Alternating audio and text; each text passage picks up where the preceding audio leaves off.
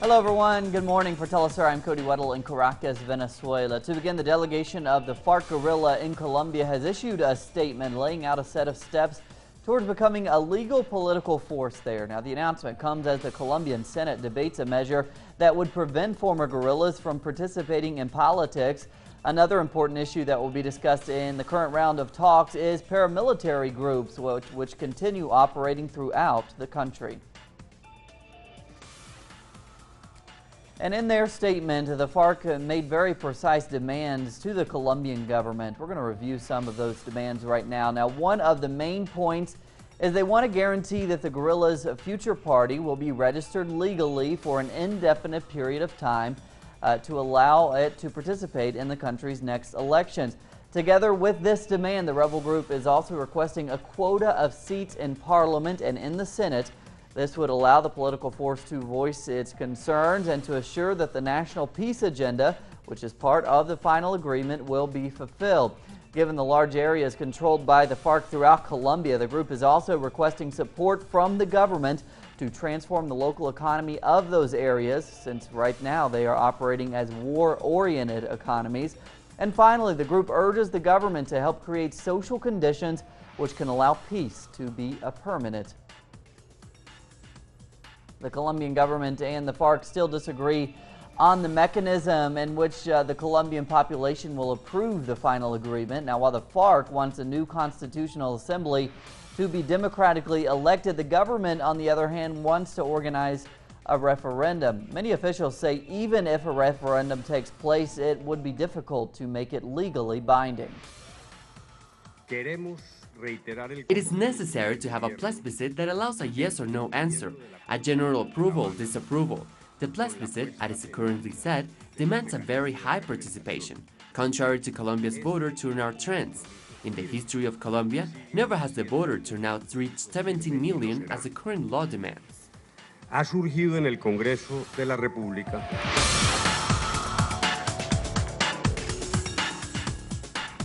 Elsewhere around Latin America, hundreds of teachers marched in Mexico City recently, demanding a stop to unfair evaluations. Now, the teachers also held marches in 28 other different states.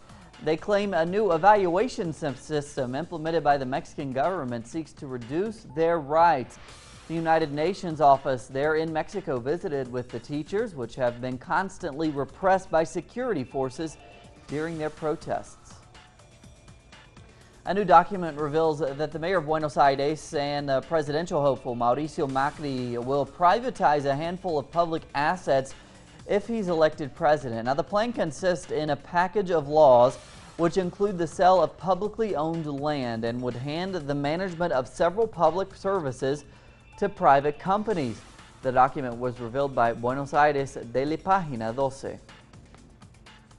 Thousands of senior citizen volunteers in Argentina make up one of the most enthusiastic groups campaigning for the Front for Victory and its candidate, Daniel Scioli, ahead of the presidential runoff set for November 22nd.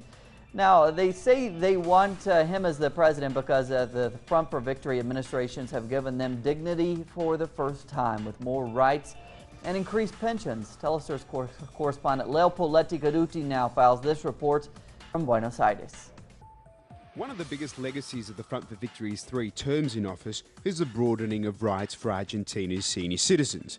During the neoliberal era between 1976 and 2003, the retirement pension was either frozen for years or received derisory increases. The Kirchner era has increased the pension by over 2,000%.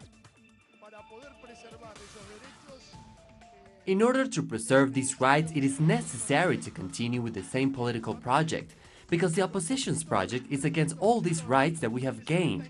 It also has a semi-annual adjustment mechanism which has to do with production figures, not just inflation. So based on that, we will lose everything and we will go back to the old age pensions that were before. They were miserable.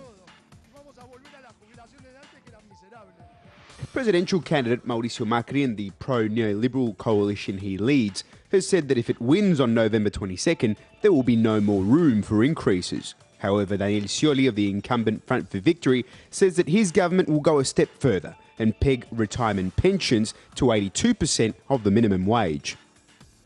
This is something retired people have been demanding for a long time, and Scioli has promised that and he will deliver it. I think that it's fair, because the pension now is still a bit too low. The sharp polarisation in this runoff election, where two very distinct futures for Argentina are on offer, has brought about a massive anti-Macri sentiment among many thousands of senior citizens who are volunteering to campaign to keep Macri and his neoliberal agenda out of the presidential palace. In my particular case, I approached the youngsters of the Cámpora youth organization, even though I am quite old, to give my advice.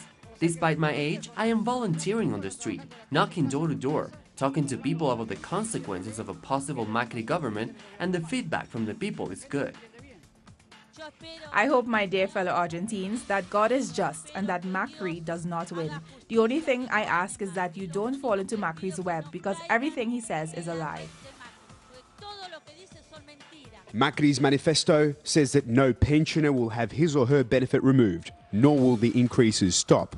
Nevertheless, one of Mauricio Macri's main advisors on economic policy, Carlos Melconian, only last week said there would be no more room for increases. But beyond that, the introduction of a neoliberal economic agenda will almost certainly slow down the economy, which would, as a result, slow down the funding for more and better age pensions. Leo Poblete Gouti, TeleSUR, Buenos Aires.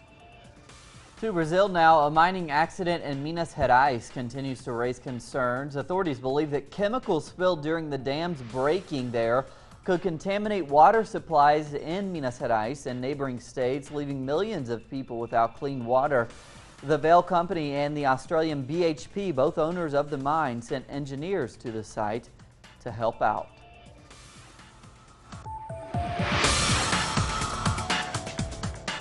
Kurdish forces and the Iraqi army launched a new offensive to oust the Islamic State from the city of Sinjar. Now, the Iraqi army had been coordinating the operation for weeks and had been pushing back due to strategic concerns. The town is known for its significant Yazidi population. It was taken over by the terrorist group a year ago.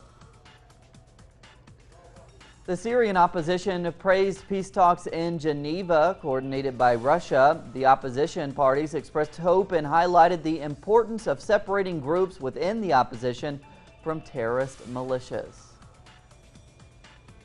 In Malta now, EU leaders met with African heads of state to discuss the ongoing influx of migrants to the Schengen area. Now, the EU ministers urge African nations to improve conditions and controls which can help stop large numbers of migrants from arriving to Europe. The summit is expected to finish with the renewed compromise of African governments with migration and an important aid package offered by the EU.